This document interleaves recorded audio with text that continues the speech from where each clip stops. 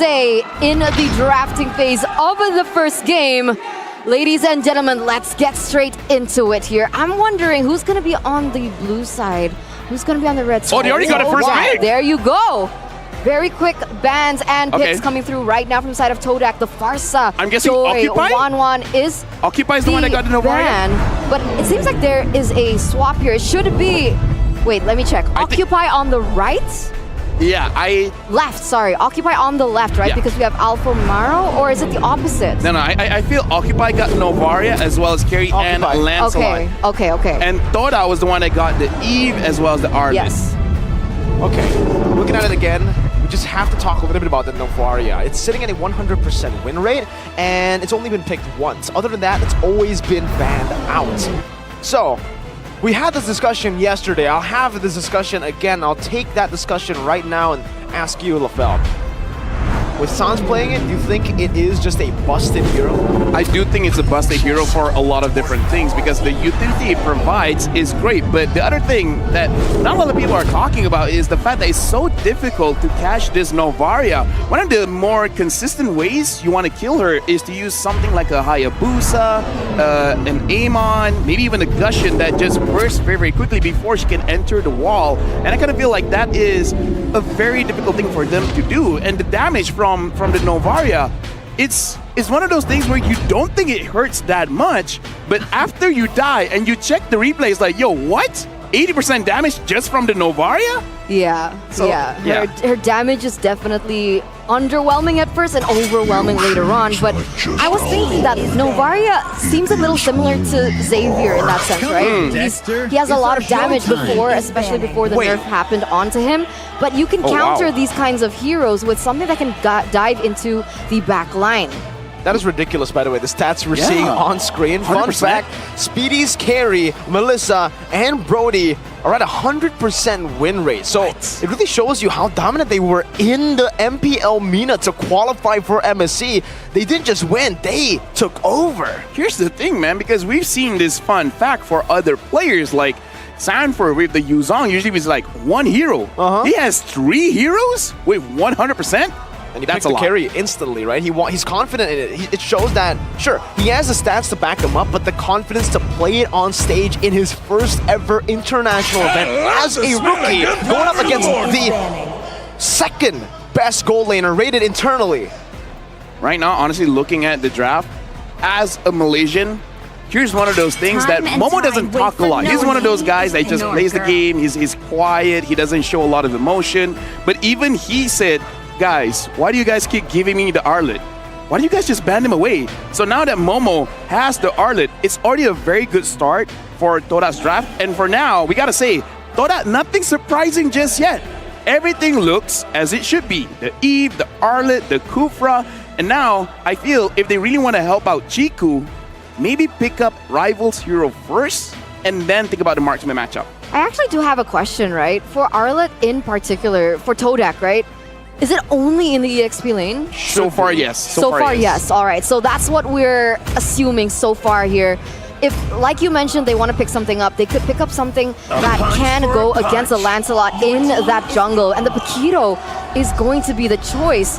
When was the last time we saw the Paquito being played on an international stage? But when's the last time we seen the Minotaur? When's the last time we saw a Minotaur? I mean, we talked about this already in the patch notes, right? Yeah. The only thing really capping the Minotaur was that Rage. And with the adjustment onto the Rage, now you don't even need Rage to go for that brilliant Minion's Fury.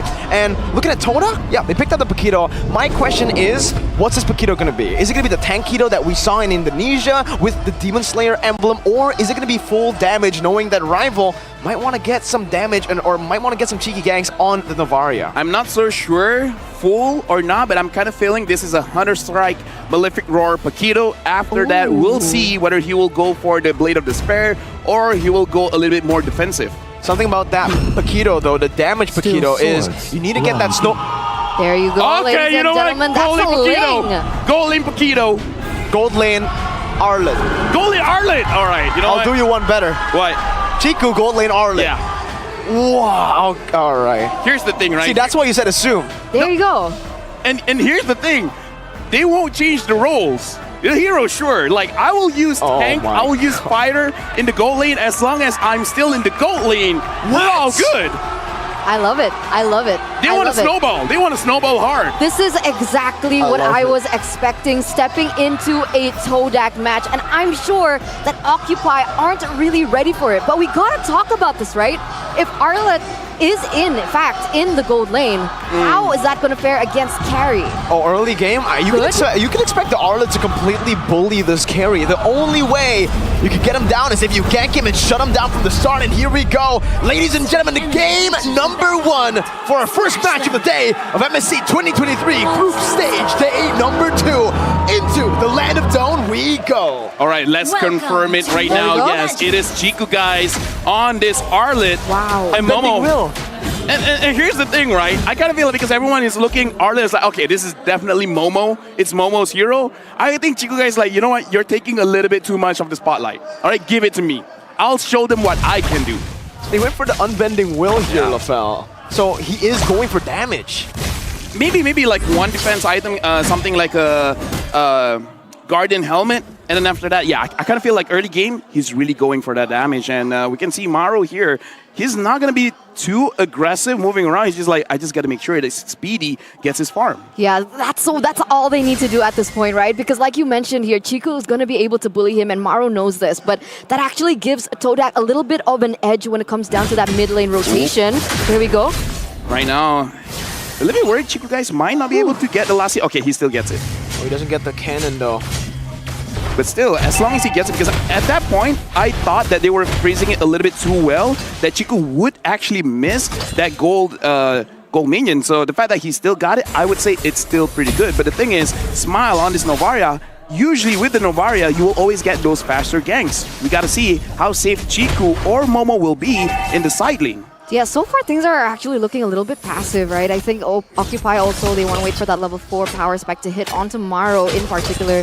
There's a lot of heroes that he can hinder with his ultimate, so I think we're waiting on that for just a little longer. But yeah, so far, nothing. Todak, they really are Chiku-centric. Just now we saw that Chiku went in range to grab some experience from the jungle, sharing it with rival, making sure that everyone gets level 4 for this turtle fight. We'll see, Todak, will they actually contest this? They wanna, it does seem so, but Yums, nope, he just uses the Tyrant's Revenge away, giving Leo the first objective for Frey. Occupy strikes first, and this is what I'm worried about for Todak. The fact that, you know, they aren't going to be outscaled here by Speedy. If he is given this much space to play the game, now Minion Fury into the mid lane, forcing a flicker very early on. Luckily for Todak, Smile does not connect, but it's going to be the final slash. We're going to back onto the Tyrant's Rage into the real world manipulation. And it's a good trade over. Todak with the first blood. Now Finch Poise over. Smile's going to be targeted down. He does not have the flicker ready, and he will surely fall to the blades of rival. Yeah, that backfired for Occupy real fast, real quick. The counter-engage setup coming in from Todak was actually able to give them a little bit of an edge there in that mid side. But you can see here Leo already trading back. You saw that beforehand. Oh, wait a minute, rival? Okay. Yeah, but this does show the stability of Todak for now, because it does look like what they want to do is this. They just want to get the farm first and then engage. Looking at the way they're playing the game, it's just all about getting Speedy to a comfortable position, right? Even Smile has taken a few hits in the early game where Todak have been able to completely punish. Smile is very hard to catch on a Novaria, but you need to be very careful because that's what the Ling was picked up for. Whoa! Wow, even more. Smile again, just as I say it, it happens. Smile's gonna get caught by Yums on that Tyrant's Revenge, 0-2-0.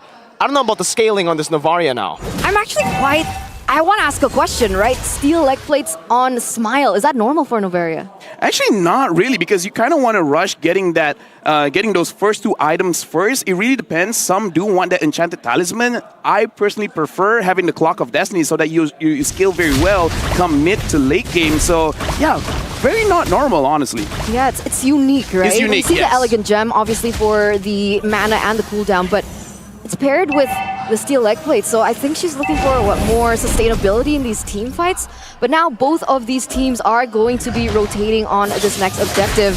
Chiku guys already starting it up. Already going all in, forcing the Minion Fury very early on as the real world inflation comes down and Chiku's going to be able to sustain back up as Speedy tries to deal some more damage. That's the phantom execution and even the retribution from Leo securing it up. Todak only sent 3 members over there. A good sidestep from Yum will get him to safety, but Rival's taking that purple buff. He's looking for something on the map as Momo just goes for a little bit of a trade down below in the bottom side river. Todak still unable to find these neutral objectives. For that one, it was very questionable. What was the call? Because we see 3 members of Todak going for the turtle fight, but obviously Rival really needs that purple, so he's not going to be doing anything until he gets it. So maybe a little bit of miscommunication there, because if you want to play around the turtle and Rival doesn't want to secure the turtle, perhaps it's better for him to actually go on Occupy's jungle. But now, Leo... Oh, he answers aggression with more aggression. He actually just uses the Phantom Execution on to Moon. Gets him chunked quite low, and Occupy actually have gotten a pretty good position here to look for something up top, but I don't think they have enough kill pressure to really threaten Chiku guys. Yeah, they're trying though. They're going for something else at the moment, but that's what I wanted to ask. Todak's composition, right? Is there a certain power spike that we should be looking forward to, right? Because for the first few turtles that occurred in the game, it didn't seem like Todak wanted to commit onto it until just then, where they lost it. I will honestly say, in terms of item, Todak has 2 power spikes they're looking for. 1 item onto Momo as well as Chiku guys, and then 3 items on Rival. I kind of feel like when they have those items, then they can go really, really aggressive. Now, Yums, does he want to come in? Minion Fury onto Chiku, still able to escape for now. Again, it's going to be Smile missing that, but Yums is going to be able to find Tyrant's Rage. He will fall to the hands of Speedy as Momo rotates up top. Chiku wants some more, has the final slash, brings them back in. Momo the flicker, that's Maru still surviving, but in the end gets punched to death as it's another hit from Smile. But there is no more follow-up. It's Todak winning in these trades. But in terms of kills, Leo even stealing away from the purple buff from Rival. He did use his retribution, but Rival did too. So Leo just won an outright 50-50 retry battle. Yeah, looking at the situation now, I thought that they're making quite a lot of decisions that is very, very risky, which is kind of the Todak Langka flavor. But again, it's like going up against Occupy. I don't know whether they're really just trying to force things out and then see how would they respond. And now Leo gets caught just a little bit by Yums, but not enough damage just coming in from Chiku. Okay, at this point, we have a few seconds left until the retribution gets picked up, but Leo is just constantly on these objectives, right? He's on the next turtle already. Yums here trying to open up map, open up the vision as well for his team, but at this point, it doesn't seem once again Todak want to contest. If they did, if they committed, do you think that's a good idea? Honestly, just because this is a Ling going up against a Lancelot, I do feel that the Lancelot will win 70% of the time. So I kind of feel like instead of fighting for the turtle, you just delay it for a little bit and then have Rival farming somewhere else because he needs the 3 items when Maru goes in. Oh, the Minion Fury cancels out the Tyrant's Revenge. That's another knock-up. It's massive, but it's a Tyrant's Rage and a final slash from Chiku, guys. Speedy targeted down, locked up. That's a split, doing some more. Alpha able to mount on Yums, but he will be traded back in again. That's the gold laner taken down. Meanwhile, Leo. Meanwhile, Leo couldn't get another objective there in the top side. But these are already certain differences we see between both of these teams. So far, Occupy, they have been able to translate that onto turrets, onto objectives, finding something, you know, just more not abstract like Todak. Whereas Todak, they're going in for fights, but there's not necessarily something that they get in advantage towards them. Right now, looking at the replay, Todak, they played the fight very, very well, but I think it's because of their composition, having a lot of tanky front lines. But also, we can definitely see Leo has very good decision-making where he's like, I could possibly go in this team fight and maybe get a kill, but if we're talking about money, it's probably better just to get the turret and better map control. So I like the decision coming in from Leo. He could have came in for the fight, but he's like, nah, something more valuable is here on the map. Yeah, Todak's trading back though, right? You can see that Rival was able to get a turret in that bottom side. Momo here being a little cheeky, trying to push that top side as well. He doesn't necessarily get it because it was cleared on time, but oh, wow! He dodged away with the Thorn Rose. Leo, unreal reaction time. Dude, that was actually amazing, and a lot was expanded there. Thought they were waiting, they were trying to camp the bush, trying to get a kill, but he's like, no, I can read you like a book. Alpha now is frontlining for the team, and hold on, we see Chiku guys, you're being a little bit too front. You gotta be a little bit careful there. oh, that bottom lane is pushing though for Todak. Don't know if they should exactly commit onto this without clearing that first. But we'll see here. The Lord already in the Land of Dawn. Both teams are trying to sniff one another out. Trying to look for the proper setup, the proper positioning. But look at Rival here. Yeah, he's trying to do what Leo's been doing to his team all the way in the bottom lane, but the Lord's going to be engaged on, fully committed actually right now. Leo has the red tree advantage. He's going to be able to secure it for the team as the Minions Fury locks Yums down, punishing him for that very, very aggressive engage that he doesn't find anyone on. And Occupy, they're winning out through macro, through objectives. I gotta say, just now, Yums, he did not hit his skills as well. Momo goes in, he's trying to clear the minion, and now Chiku guys is there as well. Todak, they're thinking about fighting. 2 final slash there. Speedy's still going to be able to deal some damage. Rival now with the Temple of Blaze. Flicker from Speedy! Oh my god! Speedy! What? An absolute monster in this game! Gets out, and the coordination from Occupy. How is this happening? Alpha stopped him for a second. That was so beautiful, Fel. What was that? It must feel bad to be Rival at this point. And now, though, it is going to be a 4-for-4 with a Lord on the way in favor of Occupy. 2,000 gold lead. How are we feeling, right? How are we feeling about this?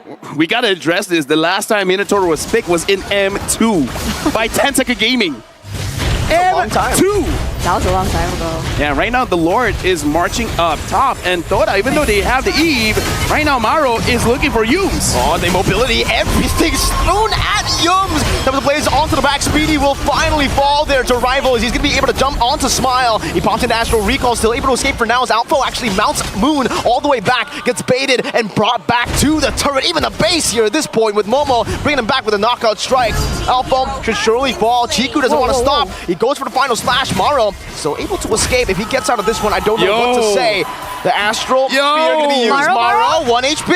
Chiku dives with a vengeance, but he might actually pay with his life. The Astral Spear is ready. Max range, doesn't get it. And Chiku will be able to live for another day. I'm sorry, but Maro was from the base of Toda. That was all the way there. Yes. That took a very long time to kill the Minotaur. He ran a very, very long distance there, buying a bit of time, I guess you would say. And interestingly enough, even though it seems like things are going in the direction for Occupy, the gold lead has shifted, guys. Definitely. Oh, Speedy though. Oh, just as you say, the gold lane has shifted, the gold has shifted, the gold lane gets picked up. Just like that, easy Terrence revenge to find him. Leo is able to escape. What are you doing, Interna? The moment you say something nice about something bad happens. I mean, well, you do have the 1,000 gold lead. You know what? This is the epitome of a caster. The moment you say something good, something bad happens. But speaking of which, right now, looking at the itemization here, Rival has indeed completed 3 items for himself. The Wind Talker, the Berserk Fury, as well as the Endless Battle. Quite enough of damage, but so far, he's not immune to crowd control, so he just has to be careful about that whenever he wants to go for those crazy kills onto Speedy or Smile. May I say something real quick, right? Sure.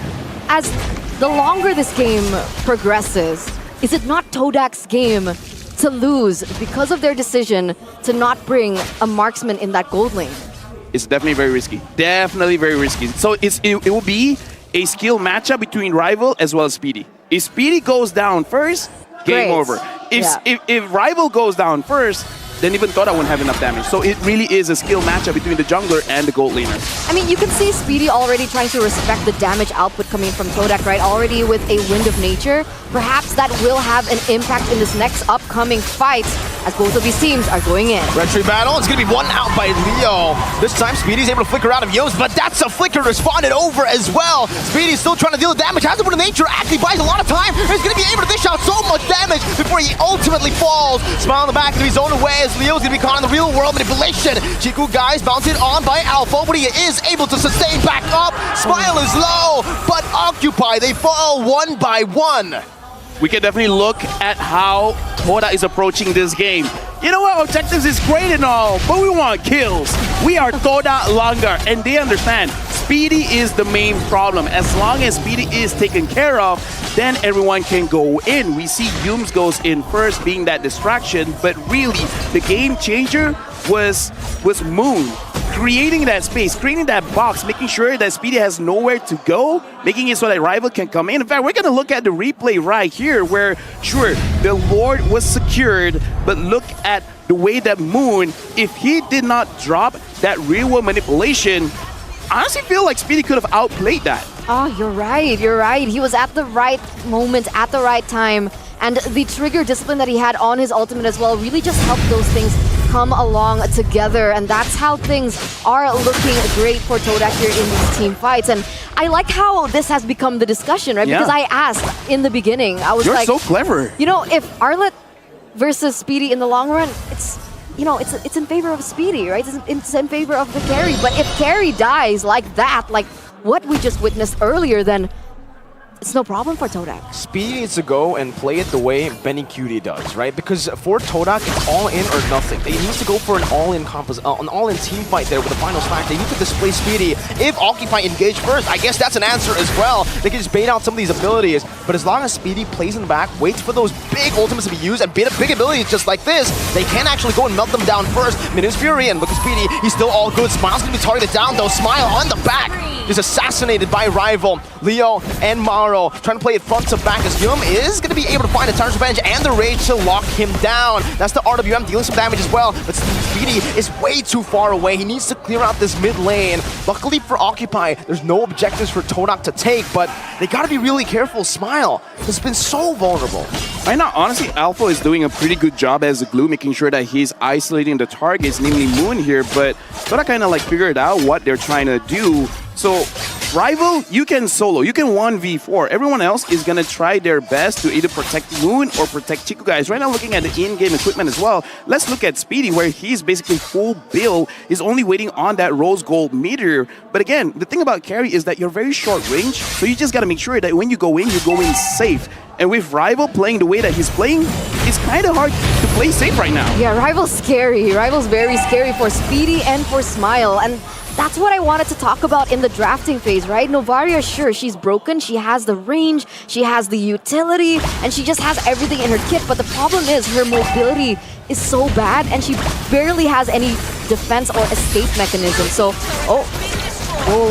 Chiku, guys, is he okay? Yeah, he has the vengeance, so it's all good. Final slash, all alone though, Chiku.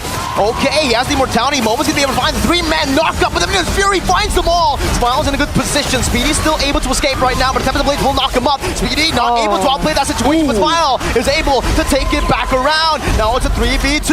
Yums and Moon. Moon is still free hitting. Smile's not able to find that angle just yet, and Alpha is able to find a split back in time. That's the Astral Recall, giving them the Astral Fear to go for Moon. Alpha's still chasing, and that will be it. The lockdown for Moon. Ooh, that was hurts. not enough. Still, though, the split comes back for a third time in this team fight, and Moon is still alive. Yeah, 4 members, though, taken down from Todak, and that means that Occupy, they're going to force this. They're going to try and get the Lord. They also take it for sure.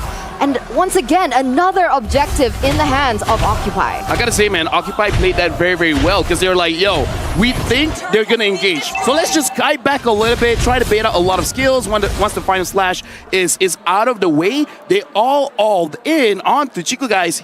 I'm pretty sure even he was surprised that he died that fast. And then after that, Todak's gonna come in, just one by one, making sure they get the kills onto Todak, and then it's like, okay, you know what? We're all good. No one is around to fight us again. Now we go for the Lord. Seems like they just want to commit down below as well. Todak can't really defend this at this point. They need to rotate up top as Alpha is able to mount Momo, but there's no more follow-up. Smile, this time in the late game, he's completely scaled up, and this Astral Recall will be on a very short cooldown that he can use to completely bully Todak. Momo trying to defend all alone, but the Beast Turret should fall here. Just in a bit.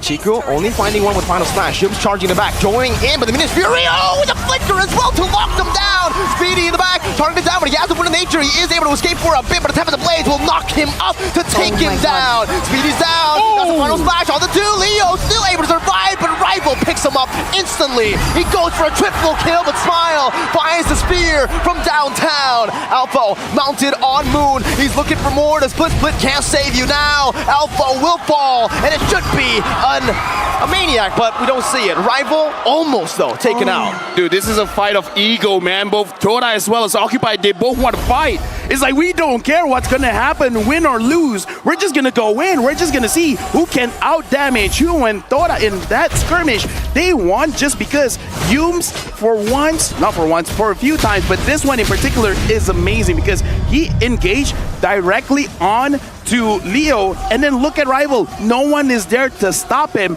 and Moon, with a very good real-world manipulation, actually stopping their movements. That was great. This is one of those situations where Todak, they were able to actually stagger their crowd control very, very well, giving them a big advantage in that fight. Yeah, and luckily enough for Rival, he's on the emblem of killing spree, right? So he was able to sustain through whatever messy team fight, what we saw earlier, without getting taken down first, and just immediately take back the domination in that situation. So Todak now has the gold lead, but 20 minutes in, most of these players should already be at full items. Speedy needs to be really careful in his team fights, and I feel like he's just not being careful enough. He needs Boots to tell him, be careful, bro. Yeah. Someone's looking at you. And Get right someone now, from a different team. Exactly. Speedy, he's been caught so many times, and even in the positions where he is in the back, it's always in range of the real-world manipulation. It honestly just feels like Speedy isn't aware of the spacing he needs in between these fights, going up against an assassin and a long-range mage. At this point, it's almost not his fault because, again, look at how Todak is kind of like forcing everyone to come after him because Alpha, your job, go after Moon. And then Maru, your job is to protect Speedy.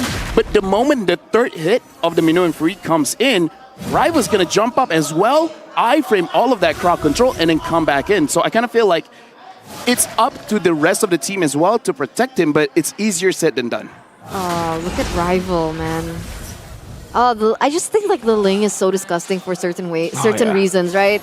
You think you have the map pressure, you think you've set up properly for the objective, and then Rival just comes in with the Ling and takes that pressure away. And so Leo is going to be forced to handle that for the moment, and that's information for Todak as well. So really bringing a game right now. They're looking for an advantage. Alpha, this might be dangerous, man. Is he going to mount? No, he's not. He's not. He buys so much time, though. He has the vision.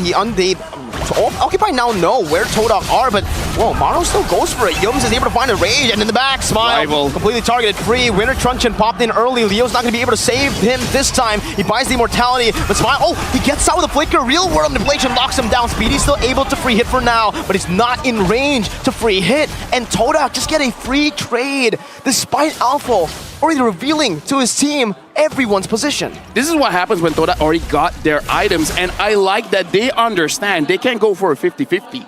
Going up against Leo? No. That's not what you should be doing. You should be going for the fights. You should be going in for the kills. And now Rival looks like he's very comfortable. He's like, yeah, you know what, guys? Just give me time, and I'll deal with the rest. Man, yeah, Rival has just been so annoying to Occupy. Moon as well, honestly. True, yeah. But like the follow-up from Moon is annoying, right? And this is what I wanted to see, the in-game equipment here in the 22nd minute. What stands out?